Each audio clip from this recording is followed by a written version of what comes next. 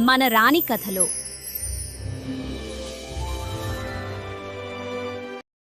ఒక చిన్న గ్రామంలో దాత్రి తన నానమ్మను ప్రతిరోజు గమనించేది. ఆమె కళ్ళు మూసుకుని జపమాల పట్టుకుని నెమ్మదిగా జపించేది. ఓం ఓం ఓం అని. ఒకరోజు దాత్రి అడగకుండా ఉండలేకపోయింది. నానమ్మ, నువ్వు ఎందుకు 108 పేర్లు జపిస్తావు? 150 ఎందుకు కాదు? నానమ్మ చిరునవ్వు నవ్వింది. రా బంగారం, ఇలారా.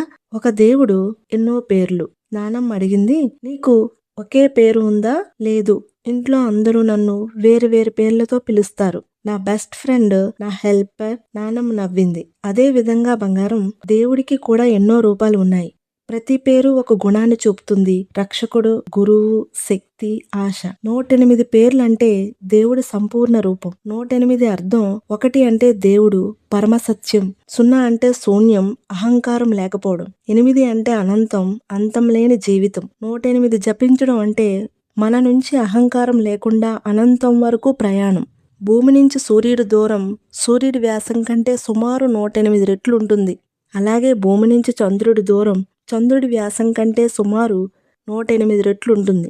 అంటే 108 అంటే విశ్వ సమతుల్యం. మన శరీరంలో 108 నాడులు గుండె దగ్గర కలుస్తాయి. 108 సార్లు జపిస్తే మన శరీరంలోని శక్తి మొత్తం వస్తుంది. జపమాలలో 108 మణులుంటాయి. తక్కువ కాదు, ఎక్కువ కాదు. మనసు నిలబడేంత సరైన సంఖ్య.